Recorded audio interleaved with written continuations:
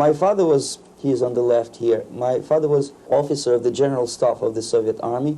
He was inspector of land forces, Soviet troops stationed in countries like Mongolia, Cuba, East European countries. This is the picture taken at the entrance of my Institute of Oriental Languages. It's a part of Moscow State University. As every Soviet student, I was, quote-unquote, volunteering for harvesting grain in Kazakhstan. By the end of my training in school, I was recruited by the KGB. This picture was taken on that day, and you can see again how happy it feels to be recruited by the KGB. Pay special attention to number of bottles on the table. One of my functions was to keep foreign guests permanently intoxicated the moment they land at Moscow airport. In 1967, the KGB attached me to this magazine, Look magazine. A group of 12 people arrived to USSR from United States to cover the 50th anniversary of October Socialist Revolution in my country. From the first page to the last page, it was a package of lies.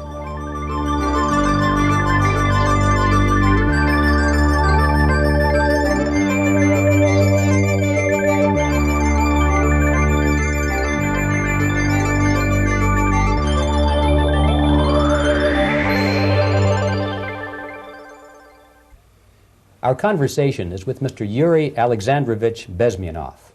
Mr. Bezmenov was born in 1939 in a suburb of Moscow. He was the son of a high-ranking Soviet Army officer. He was educated in the elite schools inside the Soviet Union and became an expert in Indian culture and Indian languages. He had an outstanding career with Novosti, which was the, and still is, I should say, the press arm or the press agency of the Soviet Union. It turns out that this is also a front for the KGB. One of his interesting assignments was to brainwash foreign diplomats when they visited Moscow. And he'll tell us a little bit about how they did this and how they planted information which eventually wound up in the press of the free world. He escaped to the West in 1970 after becoming totally disgusted with the Soviet system, and he did this at great risk to his life. He certainly is one of the world's outstanding experts on the subject of Soviet propaganda and disinformation and active measures. Mr. Bezmenov, I'd like to begin by having you tell us a little bit about some of your childhood memories. Well, the most vivid memory of my childhood was Second World War, or to be more precise, the end of the Second World War, when all of a sudden United States, from a friendly nation, which helped us to defeat Nazism, turned overnight into a deadly enemy. And it was very shocking because all newspapers were trying to present an image of belligerent, aggressive American imperialism. Most of the things that we were taught is that United States is aggressive power, which is just about to invade our beautiful, free, socialist country, that American CIA is dropping Colorado beetles on our beautiful potato fields to eliminate our crops, and each schoolboy had a picture of Colorado bug on the back page of his notebook, and we were instructed to go into collective fields to search for those little Colorado bugs. Of course, we couldn't find any, neither we could find many potatoes, and that was explained again by the encroachments of the decadent imperialist power. The anti-American paranoia, hysteria in the Soviet propaganda was to such of such a higher degree that many less skeptical people or less stubborn would really believe that United States is just about to invade our beautiful motherland, and some secretly hope that it will come true. That's interesting. Yes. Well, getting back to life inside the Soviet Union or inside communist countries in general, in this country, at the university level primarily, we read and hear that the Soviet system is different from ours, but not that different, and that there is a convergence developing between all of the systems of the world, and that really it doesn't make an awful lot of difference what system you live under because you have corruption and dishonesty and tyranny and all that sort of thing. From your personal experience, what is the difference between life under communism and life in the United States? Well, life is obviously very much different for simple reason that the Soviet Union is a state capitalist economically. It's a state capitalism where an individual has absolutely no rights, no value, his life is nothing, it's just like an insect. He is disposable, whereby in the United States even the worst criminal is treated as a human being. He has a fair trial, and some of them capitalize on their crimes. They publish their memoirs in their prisons and get handsomely paid by your crazy publishers. The differences, of course, in the daily life are very various, depending on whom we are talking about. In my own private life, I never suffered from communism simply because I was brought up in a family of high-ranking military officer. Most of the doors were open for me. Most of my expenses were paid by the government, and I never had any troubles with the authorities or with the police. So, in other words, I would say I enjoyed, or I had good reasons to enjoy, all the advantages of so-called socialist system. Mm-hmm. My main motivations to defect had nothing to do with affluence. It was mainly moral indignation, moral protest, rebellion against the inhuman methods of the Soviet system. Well, specifically, what did you object to? I objected, first of all, against oppression of my own dissidents and intellectuals. And that was the most disgusting thing that I witnessed as a young man, young student, who was brought up at a very troublesome period in our history, from Stalin to Khrushchev, from total tyranny and oppression to some kind of liberalization. Second, when I started working for the Soviet embassy in India, to my horror, I discovered that we are millions times more oppressive than any colonial or imperialist power in the history of mankind.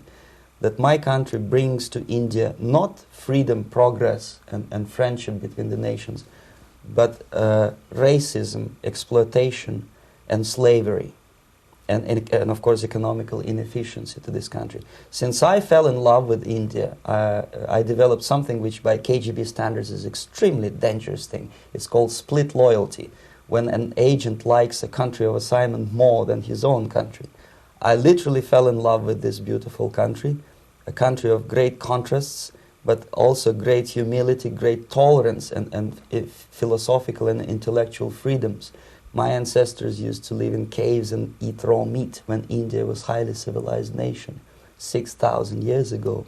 So obviously the choice was not to the advantage of my own nation. I decided to defect and to entirely dissociate myself from that brutal regime. Mr. Bezmenov, we've read a lot about the concentration camps and the slave labor camps under the Stalin regime. Now the general impression in America is that those things are part of the past. Are they still going on today, or what is the status? Yes.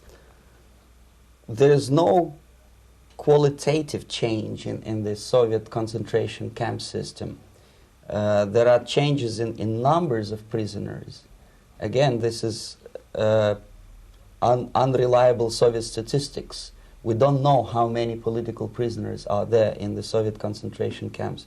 But we sure know from various sources that at each particular time there are close to 25 to 30 million of Soviet citizens who are virtually kept as slaves in forced labor camp system. The size of the population of a country like Canada is serving terms as prisoners. Incredible. So I would say that those intellectuals who try to convince American public that concentration camp system is a thing of a past are either conscientiously misleading public opinion, or they are not very intellectual people. They're selectively blind. They lack intellectual honesty when they say that. Well, we've spoken about the intellectuals in this country and also the intellectuals in the Soviet Union. What about down at the broad mass level? Do the people in general, the working people, the workers in general in the Soviet Union, do they support the system? Do they tolerate it? What is their attitude? Well, average Soviet citizen, if there is such an animal, of course, does not like the system because it hurts, it kills. he may not understand the reasons. He may not have enough information or educational background to understand. But I doubt very much there are many people who are conscientiously supporting the Soviet system. There are not such people in USSR. Even those who have all the reasons to enjoy socialism, people like myself, who were a member of journalistic elite, they also hate system for different reasons, though. Not because they lack material affluence, but because they are unfree to think, they are in constant fear, duplicity, split personality. And this is the greatest tragedy for my nation. Well, what do you think are the chances of the people actually overcoming their system or replacing it? There is a great possibility that system will sooner or later be destroyed from within. There is a self-destructive mechanism built into any socialist or communist or fascist system, because there is lack of feedback, because the system does not rely upon loyalty of population. But until this Soviet junta is being supported by the Western so-called imperialists, that is, multinational companies, establishments, governments, and let's face it, intellectuals, so-called academia in the United States is famous for supporting the Soviet system. As long as the Soviet junta will keep on receiving credits, money, technology, grain deals, and political recognition from all these traitors of democracy or freedom, there is no hope, there is not much hope for changes in my country, and the system will not collapse by itself simply because it's being nourished by so-called American imperialism. This is the greatest paradox in history of mankind, when capitalist world supports and actively nourishes its own destructor. I think you're trying to tell us something. Oh, in yes. This country. Mm-hmm. I'm trying to tell you that it has to be stopped unless you want to end up in Gulag system and enjoy all the advantages of socialist equality, working for free, catching fleas on your body, sleeping on planks of plywood in Alaska this time, I guess. Mm-hmm. That's where Americans will belong, unless they will wake up, of course, and force their government to stop aiding Soviet fascism. Mm-hmm. Well, you told us a moment ago why you left the system. I'd like to hear the details of how you did it. It must have been a very dangerous thing. It was not so dangerous, it was crazy. First of all, because defecting in India is virtually impossible, thanks to very strong pressure from the Soviet government. Excuse me, you were in India on assignment at that time? Yes, I was working for the Soviet embassy in New Delhi as a press officer. Mm-hmm. And defecting for a Soviet diplomat is next to impossible. It's a suicide, as I said, because a great friend Indira Gandhi pushed a law through parliament which says, and I quote, "No defector from any country has a right of political asylum in any embassy on the territory of Indian Republic," which is a masterpiece of hypocrisy. No other defector but a Soviet one needs a political asylum. So, knowing that perfectly well, I planned a craziest possible way to defect. I studied counterculture in India. There were thousands of young American boys and girls with no shoes, long hair, smoking hash and marijuana, studying sometimes Indian philosophy, sometimes simply pretending that they study. And they greatly annoyed Indian police, and they were laughing stock of Indians because obviously they were good-for-nothing students. I studied carefully where they congregate, what routes they travel, what language they speak, what do they smoke. And one day I simply joined a group of hippies to avoid detection of Indian police. I was dressed as a typical hippie with blue jeans, long kameez shirts with all kind of nice decorations like beads, long hairs, I bought a wig because for several weeks I had to turn myself from a conservative Soviet diplomat into a very progressive American hippie. And that was the only way that I could avoid detection. It was very interesting experience, but it was necessary because from my own knowledge as a member of Soviet embassy staff, I knew that there were many cases when Soviet defectors were betrayed by Indian police, and also some Western embassies played a very dirty role in betraying the Soviet defectors. According to our information, they were some, I wouldn't call them double agents, but simply amoral people working for this for the United States embassy, and confiding in people like this would be a suicide. So I had to be extremely careful. I could not trust anyone, and that was the reason for such a crazy way to defect. Well, had you been caught in the act of trying to get out, what would have happened to you? Oh, most likely I would end up in concentration camp, or depending on the situation and on the whim of some bureaucrat in KGB, maybe even executed. This is normal practice, quietly, of course, not publicly. But that would be the end of my defection, of course. Well, when did you finally make it to the United States?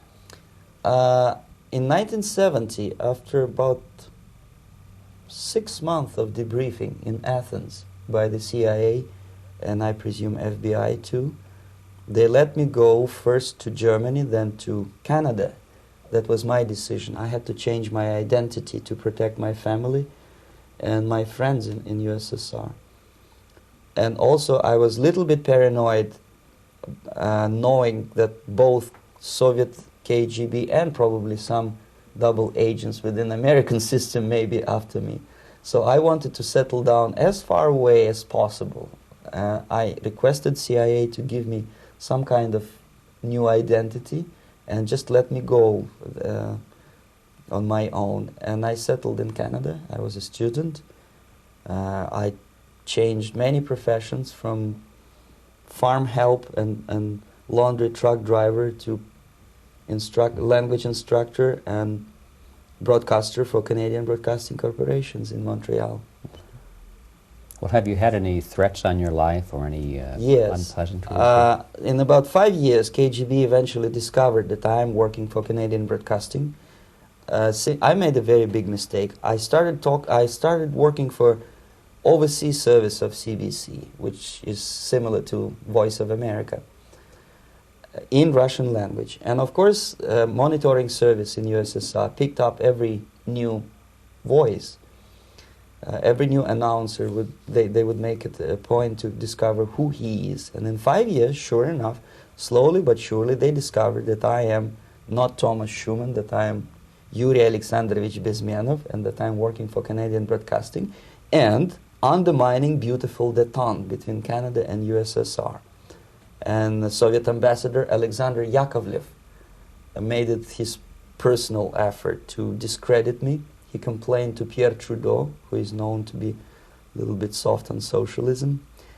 And the management of CBC behaved in a very strange, cowardly way, unbecoming to representatives of an independent country like Canada. They listened to every suggestion that Soviet ambassador gave, and they started shameful investigation, analyzing content of my broadcasts to USSR. And sure enough, they discovered that some of my statements were probably would be offending to the Soviet Politburo. So I had to leave my job. And of course, subtle intimidations. They would say something like, please cross the street carefully because, you know, traffic is very heavy in Quebec. And fortunately, I know about the psychology and the logic of activity of the KGB, and I never allowed myself to be intimidated. This is the worst thing. This is what they expect a person, a defector, to be intimidated.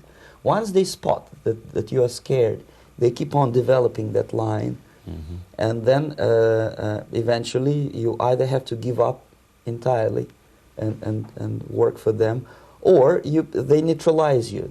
They would definitely stop all kind of political activity, which they failed to do in my case, because I was stubbornly working for the Canadian Broadcasting.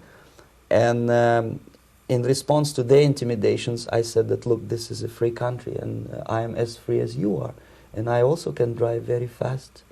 And gun control is not yet established in Canada, so I had a couple of good shotguns in my basement. So welcome to visit me someday with your Kalashnikovs machine guns. So obviously it didn't work. Intimidation didn't work. So they tried different approach, as I described. They approached on the highest level, on the level of Canadian bureaucracy. And on that level they were on successful. that level they were successful. On individual level they failed flat. Mr. Bezmenov has brought a series of slides with him that he has taken from the Soviet Union, and I think this is a good time to take a look at the slides. Yes. Now, the viewers will be able to see these slides as we talk about them. Yes, this is a collection of slides which are, some of them are snapshots from my family album, some of them are documents which I smuggled from the Soviet embassy, and some are reproductions from local mass media. I usually show them to establish my credibility as a defector. This is a picture of my native town, Mytishi, about 20 miles north from Moscow. Characteristically, there is a statue of Comrade Lenin in the central square. This is myself at the age of 7, again, characteristically, under the statue of Comrade Stalin, extending his friendly hand to peoples of the world. At that age, of course, I was still idealistically minded young communist, and I still believe that sooner or later things will go for better. But I realized that the system stinks, that something is fishy, and that ideology is fake, and the propaganda about advanced Soviet agriculture simply didn't meet the criteria of reality. If they talk about abundance of food and there is none in the stores, there must be something wrong. My father was, he's on the left here, my father was officer of the General Staff of the Soviet Army. He was inspector of land forces, Soviet troops stationed in countries like Mongolia, Cuba, East European countries. Were he alive today, most likely he would be inspecting Soviet troops in Nicaragua, Angola, and many other parts of the world. Fortunately, he died and he didn't see the disgrace, because deep inside he was a Russian patriot. He didn't like the idea of expanding Soviet military might, especially in the areas where we were not welcomed at all. Unlike many other military officers, he was reporting directly to the Minister of Defense, bypassing KGB and diplomatic service. In other words, he was a trusted military professional. And my impression that this type of people are much less hawkish and adventuristic than party bureaucrats in Kremlin. When American mass media describes Soviet military as potentially dangerous counterpart for Pentagon, I simply laugh, because I know better. I know that the most dangerous part of the Soviet power structures are not military at all. Most likely, if they come to power in my country, they'll be more sensible negotiators for nuclear disarmament and withdrawal of the Soviet troops from many parts of the world. But if someone from the party structure or the KGB structure were to give the orders for a military they have to obey, they yes, would follow because them. they are professional military. But they, you see, the triangle of power and hate in USSR is the party at the top, the party elite, the oligarchy of the party, then the military and the KGB at the bottom. They hate each other, and the most hated triangle, the most hated corner of the triangle is the Communist Party bureaucrats. They are the most adventuristic, senile megalomaniacs. They can start war, I wouldn't be surprised. Not the military. They know what war is. Yes. At least my father did. This is the picture taken at the entrance of my Institute of Oriental Languages. It's a part of Moscow State University. I graduated in 1963.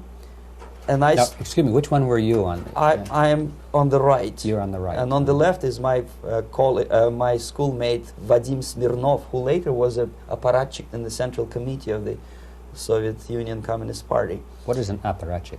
It's a functionary, something like civil service in British Empire. Someone who is never fired from the service. He stays there internally. He may not be promoted too high, but he's a dependable bureaucrat who will stay forever. I studied not only languages, but also history, literature, even music. I'm on this picture. I'm trying to learn how to play Indian musical instrument. I even tried to look like an Indian when I was second-year student. Not bad, really. Yes, actually, it was strongly encouraged by the instructors in my school, because the graduates of my school were later on employed as diplomats, foreign journalists, or spies. As every Soviet student, I was quote-unquote volunteering for harvesting grain in Kazakhstan. This is a biggest agricultural blunder of the Soviet government. But I didn't have much choice, of course, because the communist motto borrowed from the Bible says, "Those who do not work shall not eat." And you can see me eating, therefore I was working, and you can see how happy I was about it. I went through a very extensive physical and military training, including the military games in areas, suburban areas of Moscow. And here, for example, we are on a tour in Arkhangelsk area. And by the end of my training in school, I was recruited by the KGB. This picture was taken on that day, and you can see again how happy it feels to be recruited by the KGB. Our conversation with Yuri Alexandrovich Bezmenov, who is a defector from the Soviet Union, a former propaganda agent for Novosti and the KGB, will continue after this message.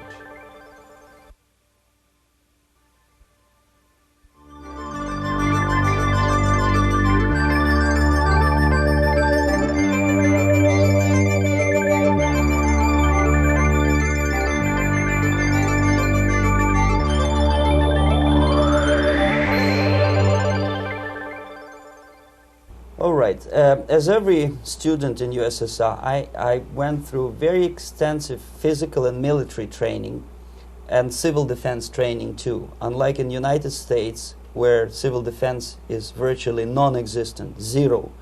In USSR, every student, whatever his major subject, has to go through very extensive 4-year military and civil defense training. You can see me here with a group of students during one of the war games near Moscow. The main idea, of course, is to prepare a huge reserve army of the USSR. Each student has to graduate as a junior lieutenant. In my case, it was administrative and military intelligence service. My first assignment was to India as a translator with the Soviet Economical Aid Group, building refinery complexes in Bihar state and Gujarat state. At that time, I was still naively, idealistically believing that what I was doing contributes to the understanding and cooperation between the nations. It took me quite a number of years to realize that what we were bringing to India was a new type of colonialism, 1,000 times more oppressive and exploitative than any colonialism or imperialism in history of mankind. But at that time, I was still hoping that, well, maybe it's not that bad, could be worse, and things may go for better. And I even tried to implement the beautiful Marxist motto, "Proletarians of all the countries unite." I tried to unite with a nice Indian girl, and I was fascinated by Indian culture, by the family life in this country. But obviously, Communist Party had different plans for my genes, so I had to marry this beautiful Russian girl. In the span of my career, I married 3 times. Most of these marriages were marriages of convenience, on advice from the Department of Personnel. This is normal practice in USSR. When a Soviet citizen is assigned to a foreign job, he has to be married, either to keep family in USSR as hostages, or, if it's a convenience marriage like mine, so that the husband and wife are virtually informers on each other to prevent defection or contamination by decadent imperialist or capitalist ideas. In my case, I hated that girl so much that the moment I landed in Moscow, we were divorced, and I married later, second time.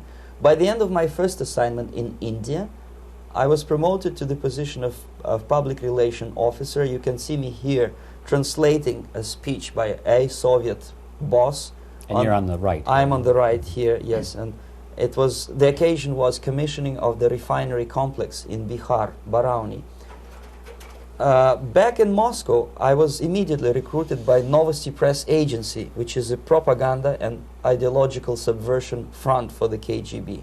75% of the members of the Novosti are commissioned officers of the KGB. The other 25 are, like myself, co-opted agents who are assigned to specific operations. In this particular case, you can see me talking to students of Lumumba Friendship University in Moscow. This is a huge school under the direct control of the KGB and Central Committee, where future leaders of the so-called national liberation movements are being educated and selected carefully. And some of them have absolutely, neither this, for example, is a group of students from Lumumba. They don't look like students at all. They look more like military, and that's exactly what they were. They were dispatched back to their countries to be leaders of the so-called national liberation movements, or to be translated into normal human language, leaders of international terrorist groups. Another area of activity when I was working for the Novosti was to accompany groups of so-called progressive intellectuals, writers, journalists, publishers, teachers, professors of colleges. You can see me here in Kremlin. I'm second on the left, with a group of Pakistani and Indian intellectuals. Most of them pretended they don't understand that we are actually working on behalf of the Soviet government and the KGB. They pretended that they are actually being guests, VIP intellectuals, that they are treated according to their merits and their intellectual abilities. For us, they were just a bunch of political prostitutes to be taken advantage for various propaganda operations. Therefore, you can see perfectly well the senior colleague of mine on the left doesn't really have that much respect on his face, and myself with a very skeptical smile, typical KGB sarcastic smile, anticipating another victim of ideological brainwashing. This is how a typical conference in Novosti headquarters in Moscow looked like. Sitting in the middle is Boris Burkov, the then director of Novosti Press Agency, high-ranking party bureaucrat in the Department of Propaganda. I am standing next to a famous Indian poet, Sumitranandan Pant. He was famous because he was an author. He was the author of a famous poem titled Rhapsody to Lenin. That's why he was invited to USSR, and everything was paid by the Soviet government. Pay special attention to number of bottles on the table. This is one of the ways to kill the awareness or curiosity of foreign journalists. One of my functions was to keep foreign guests permanently intoxicated the moment they land at Moscow airport. I had to take them to the VIP lounge and toast to friendship and understanding between the nations of the world. Glass of vodka, then a second glass of vodka. And in no time, my guests would be feeling very happy. They would see everything in kind of pink, nice color. And that's the way I had to keep them permanently for the next 15 or 20 days. At certain point in time, I had to withdraw alcohol from them so that some of them who are the most recruitable would feel a little bit shaky, guilty, trying to remember what they were talking last night. That's the time to approach them with all kind of nonsense, such as joint communique or statement for Soviet propaganda. That's the time they are the most flexible. And of course, what they didn't understand, they didn't realize or pretended not to realize, that myself, who was drinking together with them, was not drinking at all. I had ways to get rid of alcohol through various techniques, including special pills which were given to me by my colleagues. But they were taking it seriously. In other words, they would consume quite large volumes of alcohol and feel quite uneasy next morning. In 1967, the KGB attached me to this magazine, Look magazine. A group of 12 people arrived to USSR from United States to cover the 50th anniversary of October Socialist Revolution in my country. From the first page to the last page, it was a package of lies, propaganda cliché, which were presented to American readers as opinions and deductions of American journalists. Nothing could be far from truth. These were not opinions. They were not opinions at all. They were the clichés which the Soviet propaganda wants American public to think that they think. If it does make any sense at all. It sure does, because from the viewpoint of the Soviet propaganda, although there are some subtle criticism of the Soviet system, the basic message is that Russia today is a nice, functioning, efficient system supported by majority of population. That's the biggest lie. And of course, American intellectuals and journalists from Look magazine elaborated on that untruth in various different ways. They intellectualized that lie. They found all kind of justifications for telling lies to American public. Excuse me, it was partly your job to make sure that they got these ideas, yes, and accepted them as their own ideas. Right. Actually, even before they arrived to USSR, and they paid astronomical sum of money for that visit, they were submitted, this Novosti Press Agency developed so-called backgrounders, 20-25 pages of information and opinions which were presented to the journalists even before they bought their tickets to Moscow. They had to analyze the situation, and judging on their reaction to that backgrounder, the local Novosti representative or local Soviet diplomat in Washington, D.C. would assess whether they be given visa to USSR or not. So but they were selected ahead of time. Oh yes, they were pre-selected very carefully, and there is not much chance for honest journalists to arrive to USSR and to stay there for 1 year and to bring this package of lies back home. This, for example, is a centerfold of the Look magazine. They presented this monument erected by Communist Party in Stalingrad as the symbol, personification of Russian military might. And they said in the article, which is published on the site, that Soviets are very proud of the victory in the Second World War. This is another big myth, a lie. No sensible people would be proud to lose 20 millions of their countrymen in a war which was started by Genoese Hitler and Comrade Stalin and paid by American multinationals. Most of the Soviet citizens look at this type of monuments with disgust and sorrow, because every family lost father, brother, sister, or child in the Second World War. Yet American journalists who were trying to appease, to please their hosts, presented this picture on the centerfold as the symbol and personification of Soviet national, they call it Russian national spirit.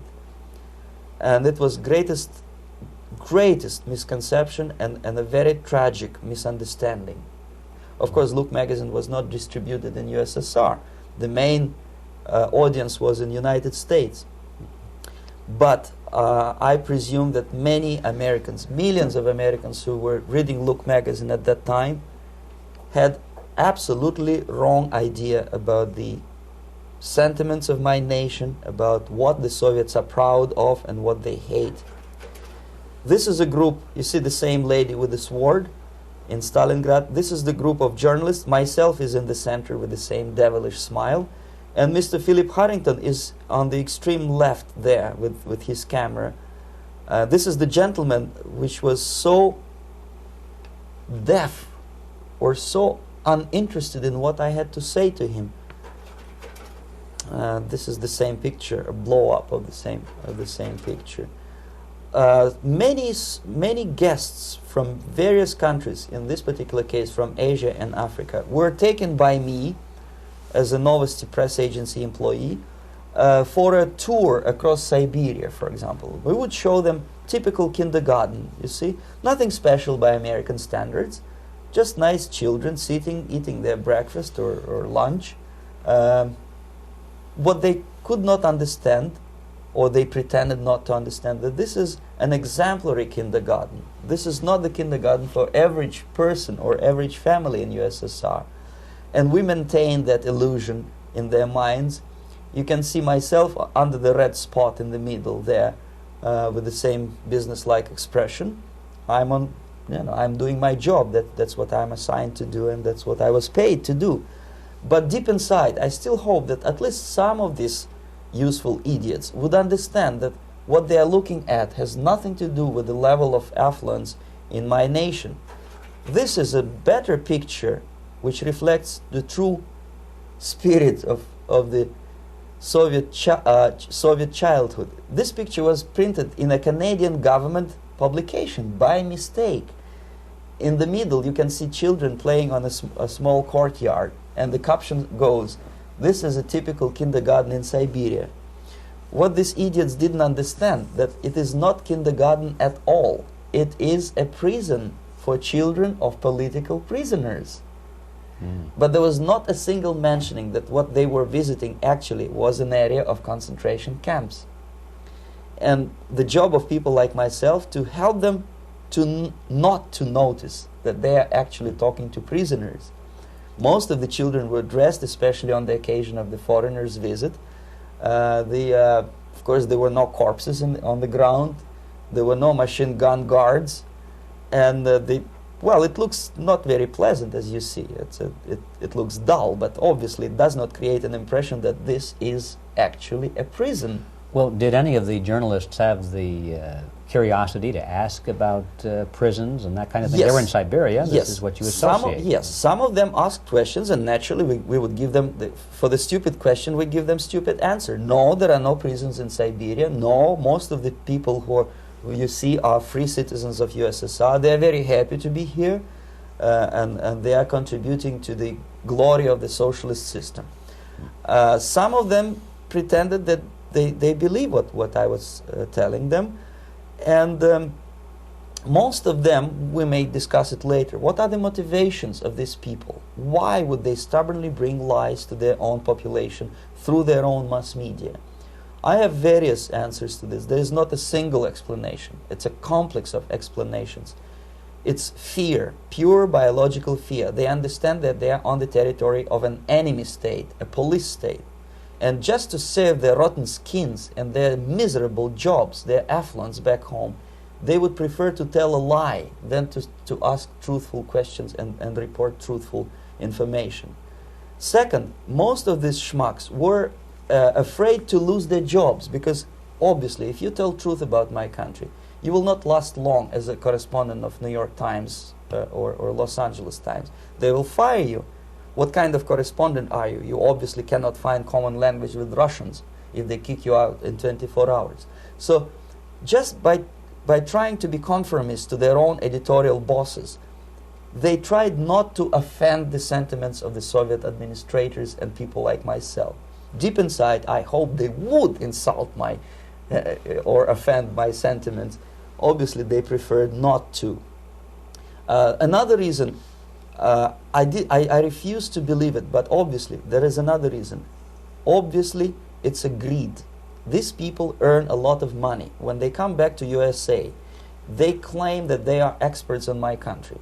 They write books which sells in million copies, titled like Russians, The Truth About Russia. Most of it is lie about Russia. Yet they claim to be Sovietologists.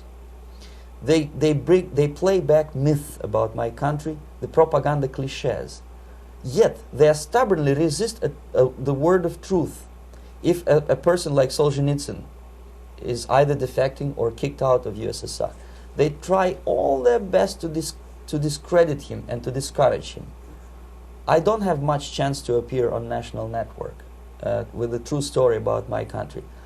But a useful idiot like Hendrik Smith or Robert Kaiser, they are big heroes. They come back from USSR. They say, oh, we were talking to dissidents in Russia. Big deal. Soviet dissidents are chasing American correspondents in the streets, and they are cowardly escaping from these contacts.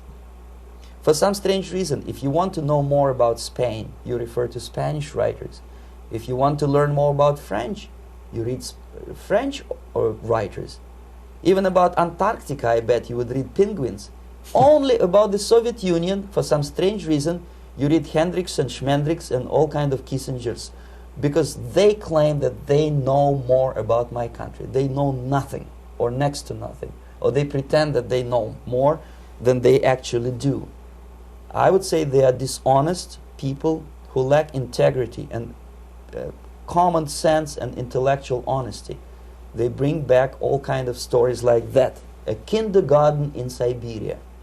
Omitting the most important fact, it's a prison for children of political prisoners. Another greatest example of monumental idiocy of American politicians. Edward Kennedy was in Moscow, and he thought that he is a popular, charismatic American politician who is easygoing, who can smile, dance at the wedding in Russian Palace of Marriages. What he did not understand, or maybe he pretended not to understand, that actually he was being taken for a ride. This is a staged wedding, especially to impress foreign media or useful idiots like Ed Kennedy. Most of the guests there, they had security clearance, and they were instructed what to say to foreigners. This is exactly what I was doing. You can see me in the same damn wedding palace in Moscow where Ed Kennedy was dancing here. You see, smiling. He thinks he's very smart. From the viewpoint of Russian citizens who observe this idiocy, he's narrow-minded, egocentrical idiot who tries to earn his own popularity through participation in propaganda farces like this. Here you can see myself. On the right, again, exemplary Soviet bride. On the left, 3 journalists from various countries, Asia, Africa, and Latin America. Obviously, they enjoying the situation. They will go back home and write the reports. We were present on a regular Soviet wedding. They were not present on a regular Soviet wedding. They were present, they were parts of a farce, of a circus performance. Another thing which I had to, sometimes risking my life to explain to foreigners.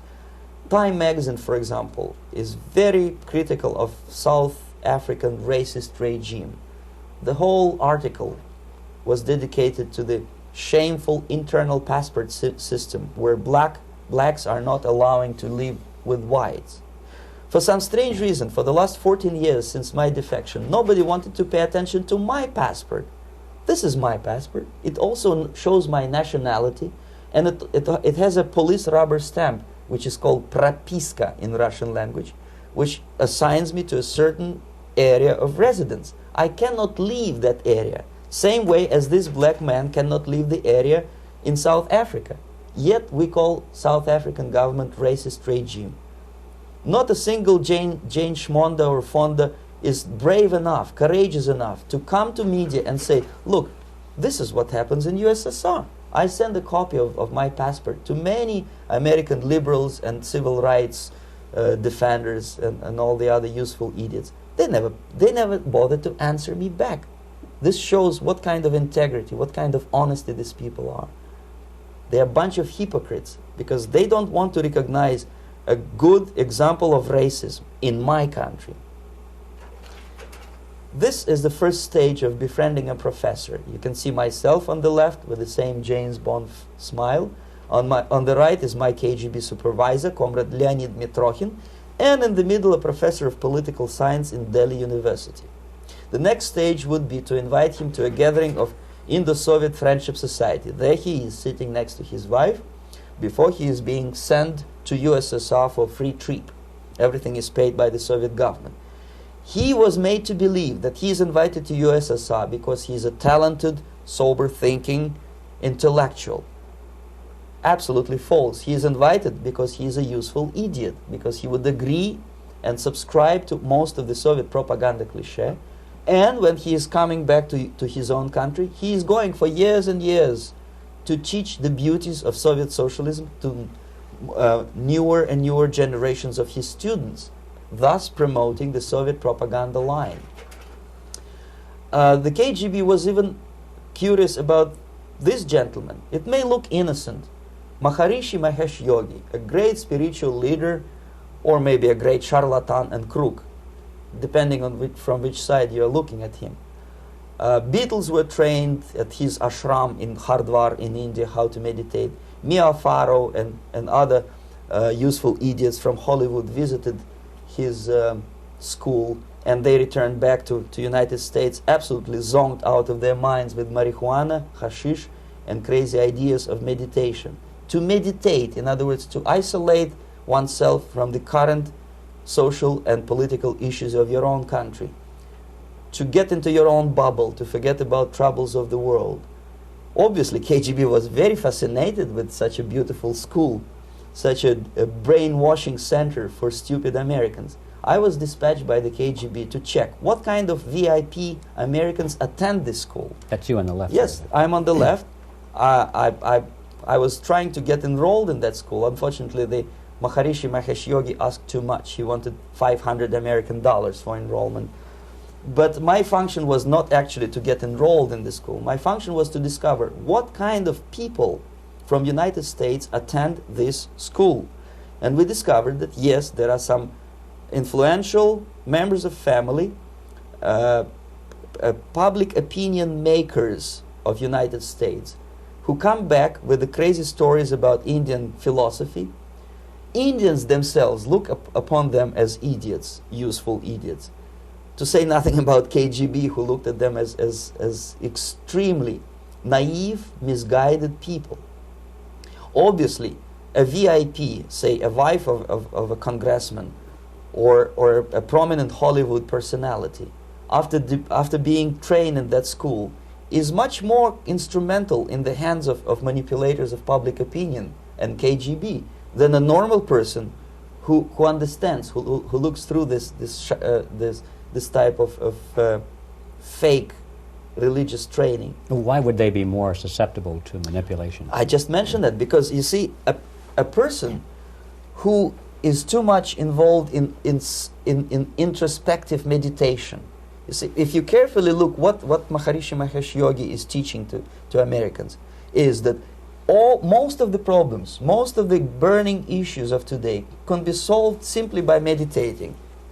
Don't rock the boat. Don't get involved. Just sit down, look at your navel, and meditate. And the things, due to some strange logic, due to cosmic vibration, will settle down by themselves. This is exactly what the KGB and Marxist-Leninist propaganda wants from Americans, to distract their opinion, attention, and mental energy from real issues of United States into a non-issues, into a non-world, non-existent harmony. Obviously, it's more beneficial for the Soviet aggressors to have a bunch of duped Americans than Americans who are self-conscious, healthy, physically fit, and alert to the reality. Maharishi Mahesh Yogi obviously is not on the payroll of the KGB. But whether he knows it or not, he contributes greatly to demoralization of American society. And he's not the only one.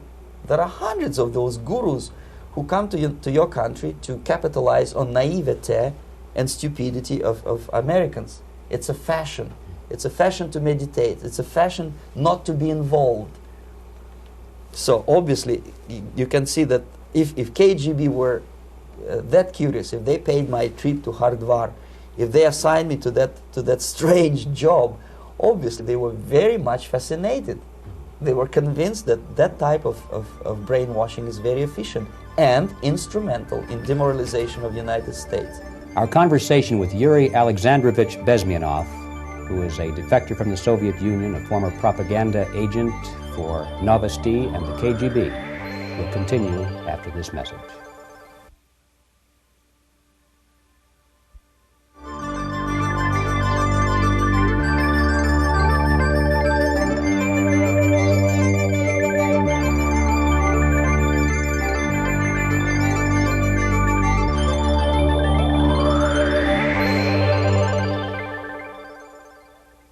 This picture shows the part of the building of USSR embassy, and my supervisors. On the left is Comrade Mehdi, an Indian communist, and on the right, Comrade Mitrokhin, my supervisors in the secret department of research and counter-propaganda. It has nothing to do with either research or counter-propaganda. Most of the activity of that department was to compile huge volume of information on individuals who were instrumental in creating public opinion. Publishers, editors, journalists, actors, educationalists, professors of political science, members of parliament, representatives of business circles. Most of these people were divided roughly in two groups. Those who would toe the Soviet foreign policy, they would be promoted to the positions of power through media and public opinion manipulation. Those who refused the Soviet influence in their own country would be character assassinated or executed physically come revolution. Same way as in the small town of Hue in South Vietnam, several thousands of Vietnamese were executed in one night when the city was captured by Viet Cong for only 2 days. And American CIA could never figure out how could possibly communists know each individual, where he lives, where to get him, and would be arrested in one night, basically in some 4 hours before dawn, put on a van, taken out of the city limits and shot. The answer is very simple. Long before communists occupied the city, there was extensive network of informers, local Vietnamese citizens, who knew absolutely everything about people who are instrumental in public opinion, including barbers and taxi drivers. Everyone who was sympathetic to the United States was executed. Same thing was done under the guidance of the Soviet embassy in Hanoi, and same thing I was doing in New Delhi. To my horror, I discovered that in the files where people were doomed to execution, there were names of pro-Soviet journalists with whom I was personally friendly. Pro-Soviet? Yes. They were idealistically minded leftists who made several visits to USSR, and yet the KGB decided that come revolution or drastic changes in political structure of India, they will have to go. Why is that? Because they know too much. Simply because, you see, the useful idiots, the leftists who are idealistically believing in the beauty of Soviet socialist or communist or whatever system, when they get disillusioned, they become the worst enemies. That's why my KGB instructors specifically made the point, never bother with leftists. Forget about these political prostitutes. Aim higher. This was my instruction. Try to get into large circulation, established conservative media. Rich, filthy rich movie makers, intellectuals, so-called academic circles. Cynical, egocentric people who can look into your eyes with angelic expression and tell you a lie. These are the most recruitable people, people who lack moral principles, who are either too greedy or too suffer from self-importance. They feel that they matter a lot. These are the people who KGB wanted very much to recruit. But to eliminate the others, to execute the others, don't they serve some purpose? Wouldn't they be the ones they rely on? They serve purpose only at the stage of destabilization of a nation. For example, your leftists in United States, all these professors and all these beautiful civil rights defenders, they are instrumental in the process of the subversion only to destabilize the nation. When their job is completed, they are not needed anymore. They know too much. Some of them, when they get disillusioned, when they see that Marxist-Leninists come to power, obviously they get offended. They think that they will come to power. That will never happen, of course. They will be lined up against the wall and shot. But they may turn into the most bitter enemies of Marxist-Leninists when they come to power. And that's what happened in Nicaragua. You remember most of these former Marxist-Leninists were either put to prison or one of them split and now he's working against Sandinistas. It happened in Grenada when Maurice Bishop was already a Marxist. He was executed by a new Marxist who was more Marxist than this Marxist. Same happened in Afghanistan when first there was Taraki, he was killed by Amin, then Amin was killed by Babrak Karmal with the help of KGB. Same happened in Bangladesh when Mujibur Rahman, very pro-Soviet leftist, was assassinated by his own Marxist-Leninist military comrades. It's the same pattern everywhere. The moment they serve their purpose, all the useful idiots are either be executed entirely, all the idealistically minded Marxists, or exiled or put in prisons, like in Cuba. Many former Marxists are in Cuba, in prison. So most of the Indians who were cooperating with the Soviets, especially with our Department of Information of the USSR Embassy, were listed for execution. And when I discovered that fact, of course I was sick. I was mentally and physically sick. I thought that I'm going to explode one day during the briefing at the ambassador's office. I would stand up and say something that we are basically a bunch of murderers. That's what we are. It has nothing to do with friendship and understanding between the nation and blah, blah, blah. We are murderers. We behave as a bunch of thugs in a country which is hospitable to us, a country which with ancient traditions. But I did not defect. I tried to get the message across. To my horror, nobody wanted even to listen, least of all to believe what I had to say. And I tried all kinds of tricks. I would leak information through letters or lost documents or something like that. And still I got no message. The message was not published, even in the conservative mass media of India. The immediate impulse to defect was Bangladesh crisis, which was described by American correspondents as Islamic grassroots revolution, which is absolute baloney. There was nothing to do with Islam, and there was no grassroots revolution. Actually, there are no grassroots revolutions, period. Any revolution is a byproduct of a highly organized group of conscientious and professional organizers, but has nothing to do with grassroots. In Bangladesh, it was nothing with grassroots. Most of the Awami League party members, Awami League means People's Party, were trained in Moscow in the High Party School. Most of the Mukti Fauj leaders, Mukti Fauj in Bengali means People's Army, same as SWAPO and all kind of liberation armies all over the world, the same bunch of useful idiots. They were trained at Lumumba University and various centers of the KGB in Simferopol, in Crimea, and in Tashkent. So when I saw that Indian territory is being used as a jumping board to destroy East Pakistan, I saw myself thousands of so-called students traveling through India to East Pakistan, through the territory of India, and Indian government pretended not to see what's going on. They knew perfectly well, the Indian police knew it, the intelligence department of the Indian government knew it, the KGB of course knew it, and the CIA knew it. That was most infuriating, because when I defected and I explained to the CIA debriefers they should watch out because East Pakistan is going to erupt any moment, they said I was reading too many James Bond novels. Anyway, so East Pakistan was doomed. One of my colleagues in the Soviet consulate in Calcutta, when he was dead drunk, he ventured into the basement to relieve himself, and he found big boxes which said printed matter to Dhaka University. Dhaka is the capital of East Pakistan. And since he was drunk and curious, he opened one of the boxes and he discovered not printed matter. He discovered Kalashnikov guns and ammunition in there. Anyway, it's a long story. When I saw the preparations for the invasion into East Pakistan, obviously I wanted to defect immediately. The only thing I couldn't at that time make up my mind when and where and how. One of the reasons, of course, you see, I was in love with India. I mentioned it before. I spoke the languages. I socialized with people. And I understood that I had to act fast unless I want this beautiful country to be permanently and irreparably damaged by our presence.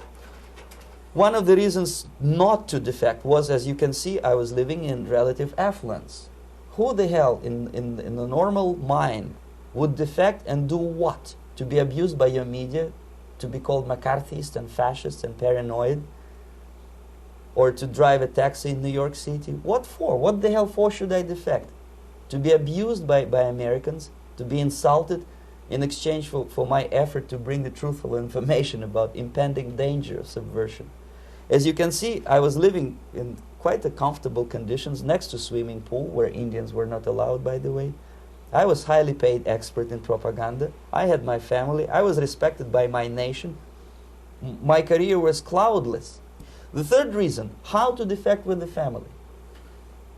To defect with the baby and the wife would be virtual suicide, because according to law, that hypocritical law which I quoted before, the Indian police will have to hand me over back to the KGB, and that will be the end of my defection and probably my life.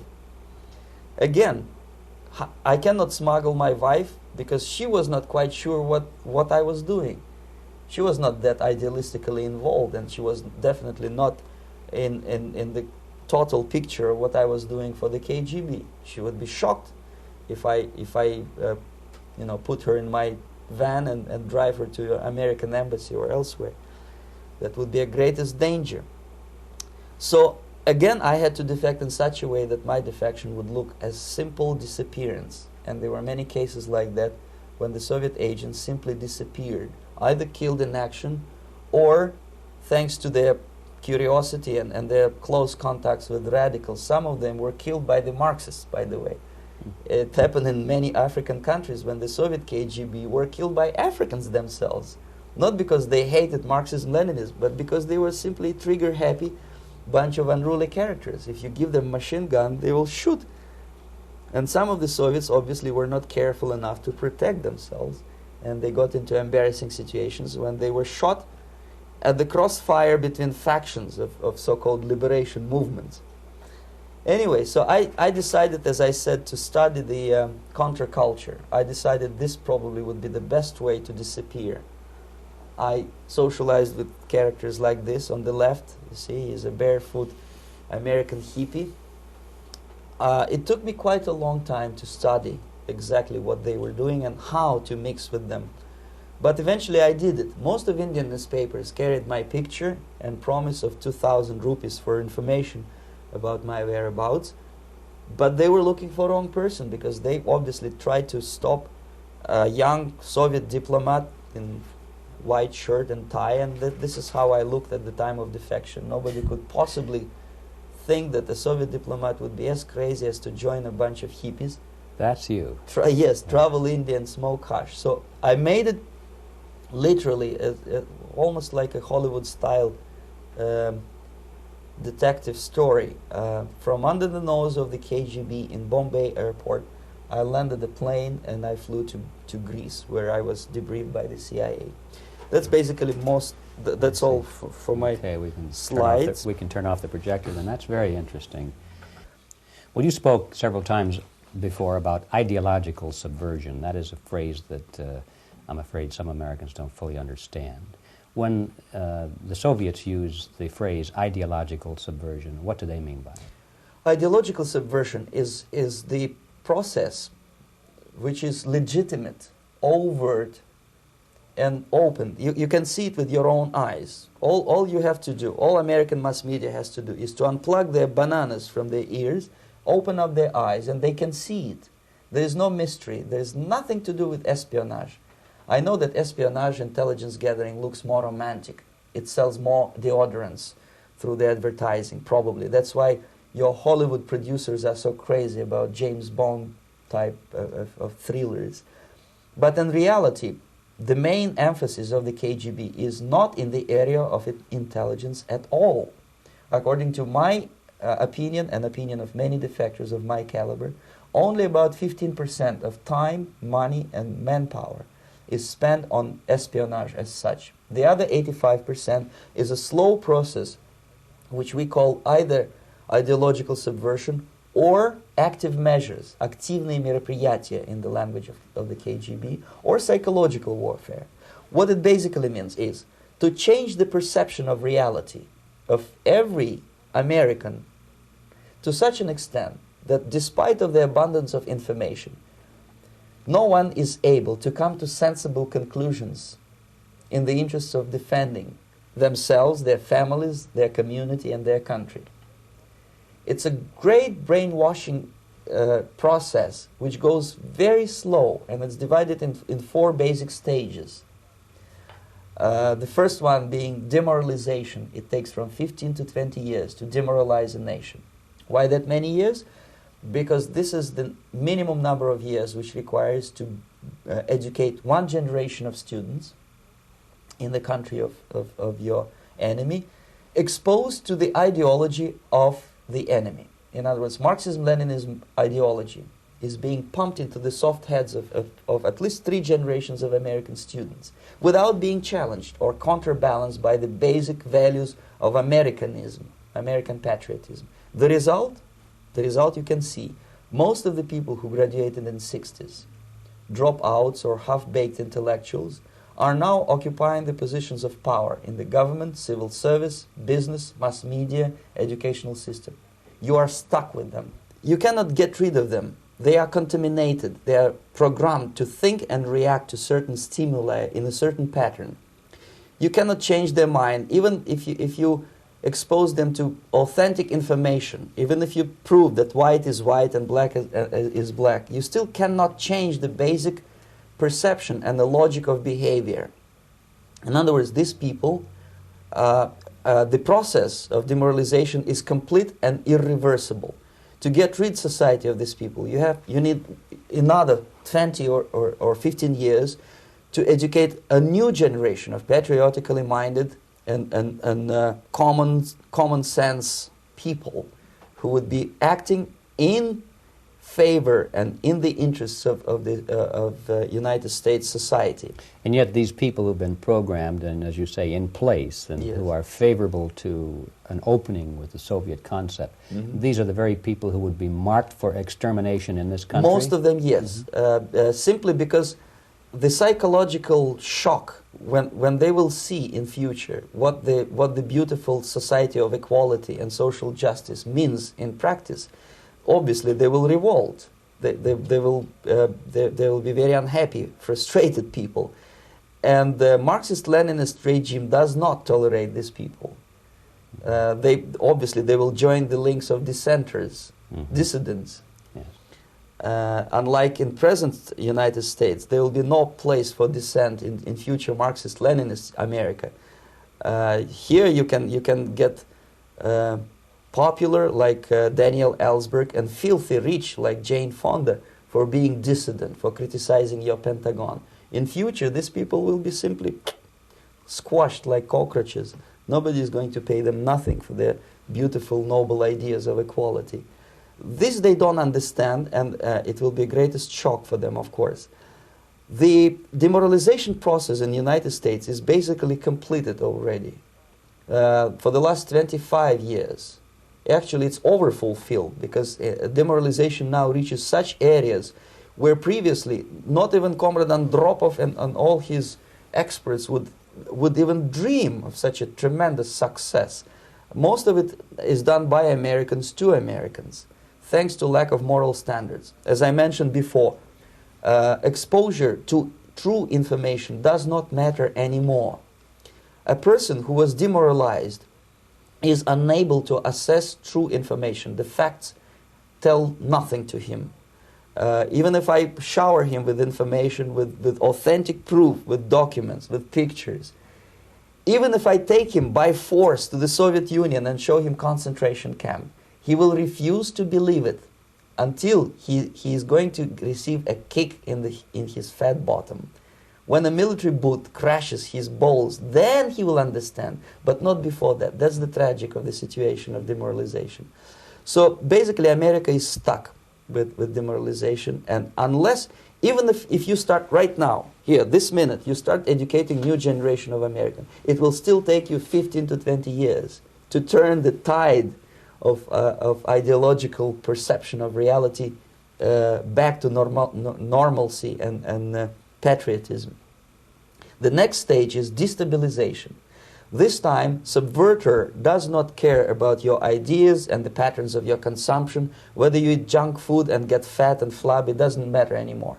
This time, and it takes only from 2 to 5 years to destabilize a nation, what matters is essentials: economy, foreign relations, defense systems. And you can see it quite clearly that in some areas, in such sensitive areas as defense and economy, the influence of Marxist-Leninist ideas in the United States is absolutely fantastic. I could never believe it 14 years ago when I landed in this part of the world, that the process will go that fast. The next stage, of course, is crisis. It may take only up to 6 weeks to bring a country to the verge of crisis. You can see it in Central America now. And after crisis, with a violent change of power, structure, and economy, you have so-called the period of normalization. It may last indefinitely. Normalization is a cynical expression borrowed from Soviet propaganda. When the Soviet tanks moved into Czechoslovakia in '68, Comrade Brezhnev said, "Now the situation in brotherly Czechoslovakia is normalized."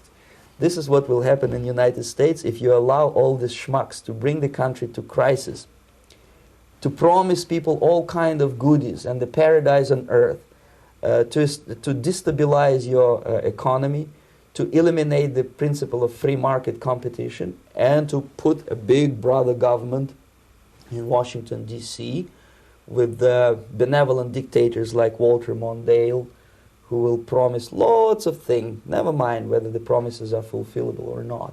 He will go to Moscow to kiss the bottoms of new generation of Soviet assassins, never mind. He will create false illusions that the situation is under control. Situation is not under control. Situation is disgustingly out of control. Most of the American politicians, media, and educational system trains another generation of people who think they are living at a peacetime. False. United States is in the state of war, undeclared total war against the basic principles and the foundations of this system. And the initiator of this war is not Comrade Andropov, of course. It's the system. However ridiculous it may sound, the world communist system or the world communist conspiracy, whether I scare some people or not, I don't give a hoot. If you are not scared by now, nothing can scare you. But you don't have to be paranoid about it. What actually happens now, that unlike myself, you have literally several years to live on unless the United States wake up. The time bomb is ticking. With every second, the disaster is coming closer and closer. Unlike myself, you will have nowhere to defect to, unless you want to live in Antarctica with penguins. This is it. This is the last country of freedom and possibility. Okay, so what do we do? What is your recommendation to the American people? Well, the immediate thing that comes to my mind is, of course, there must be a very strong national effort to educate people in the spirit of real patriotism, number one. Number two, to explain them the real danger of socialist, communist, whatever, welfare state, big brother government. If people will fail to grasp the impending danger of that development, nothing ever can help United States. You may kiss goodbye to your freedom, including freedoms to homosexuals, to prison inmate. All this freedom will vanish, evaporate in 5 seconds, including your precious lives. The second thing, the moment at least part of United States population is convinced that the danger is real, they have to force their government. And I'm not talking about sending letters, signing petitions, and all this beautiful, noble activity. I'm talking about forcing United States government to stop aiding communism. Because there is no other problem more burning and urgent than to stop the Soviet military-industrial complex from destroying whatever is left of the free world. And it is very easy to do. No credits, no technology, no money, no political or diplomatic recognition, and of course no such idiocy as grain deals to USSR. The Soviet people, 270 millions of Soviets, will be eternally thankful to you if you stop aiding a bunch of murderers who sit now in Kremlin and whom President Reagan respectfully calls government. They do not govern anything, least of all such complexity as the Soviet economy. So two very simple, maybe too simplistic answers or solutions, but nevertheless they are the only solutions. Educate yourself, understand what's going on around you. You are not living at the time of peace. You are in a state of war, and you have precious little time to save yourself. You don't have much time, especially if you are talking about young generation. There's not much time left for convulsions and sexual masturbation to the beautiful disco music. Very soon it will go, just overnight.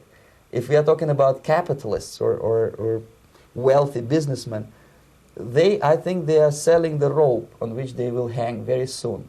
If they don't stop, if they cannot curb their unsettled desire for profit, and if they keep on trading with the monster of the Soviet communism, they are going to hang very soon.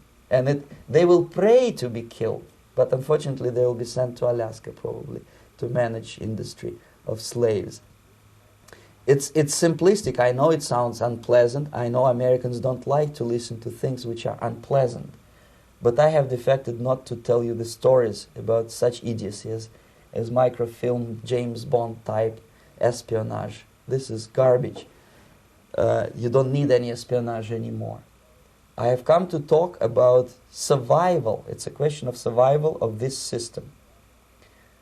You may ask me, what is it in for me? Survival, obviously, because unlike, as I said, I am now in your boat. If we sing together, we'll sing beautifully together.